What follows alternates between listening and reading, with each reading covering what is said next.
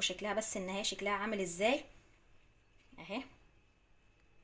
نختار اي واحده عادي اهيت، واحده بس كده نفتحها واوريكم شكلها بس عامل ازاي اهي.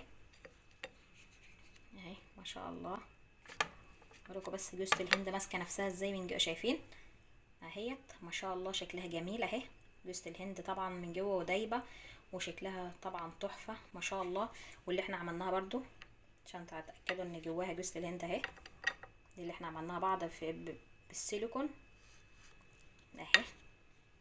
شايفين جوزة الهند من جوه اهيت زي ما احنا شايفين اهي ما شاء الله، ولا فكت ولا اي حاجه. طبعا محشيه من جوه، انت حطيته كره صغيره وشوكولاته من تحت وشوكولاته من فوق، فطلعت بالشكل النهائي اللي احنا شايفينه دوت.